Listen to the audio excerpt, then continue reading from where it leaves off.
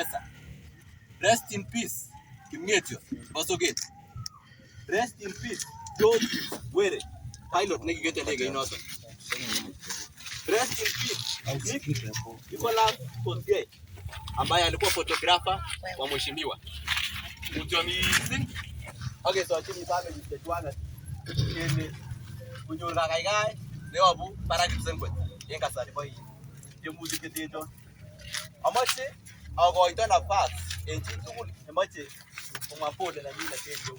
Lakini magende ke ngoni bikecha. Ojo takenge nebo pole. Asuma give time no. Aya agebe muziki. Weka back down. Weka back down. Yes.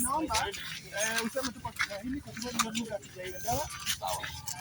Awali bwana ni nini ganda? Ndani bado msomi.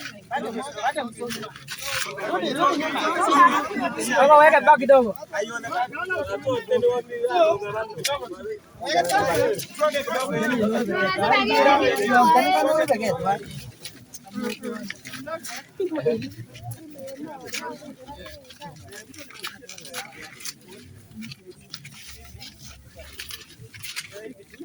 Kama mnaweza nimulikia, basi hivyo lazima uko nyuma yangu hapa karibu. Mumulike uso pia mwingine asimame tu hapa. Kwenye niko last. Cherio, pata yani nani ni kwa nini? Sasa namulika hivyo, mulika hivyo.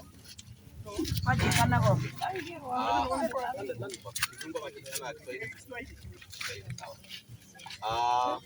Siku ya leo sisi kama vijana wa Emurua Dikir tumekuja hapa town. This is the heart of Emurua Dikir town. Na tumeona ni mzuri tukuje tuomboleze na pia tuonyeshe heshima kwa Mheshimiwa Ng'eno na wale ambao walifariki katika ajali ya ndege. Ninataka niseme ya kwamba kama vijana wa Emurua Dikir, vile hiyo mambo ilifanyika tulipata huzuni kubwa sana. In fact, sisi hadi saa hii ni kama hatujaamini ya kwamba those people left us. Nataka niseme ya kwamba Mheshimiwa Ng'eno ni kiongozi ambaye alishikilia jamii ya Kipsigis mzima. Licha ya kwamba alikuwa mheshimiwa wa Emurua Dikir, mbunge wa Emurua Dikir, mjumbe wetu, pia yeye alikuwa kiongozi wa Rift Valley mzima. Yes. Nikisema Rift Valley ni Kalenjin mzima.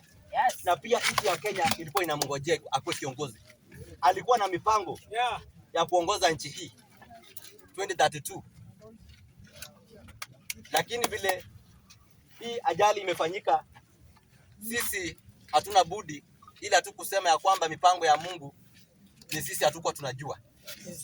Ninataka kusema ya kwamba pole kwa wale wote ambao walipoteza maisha. Pole kwa Carlos. Pole kwa SportPesa. Pole kwa Nick Kosgei.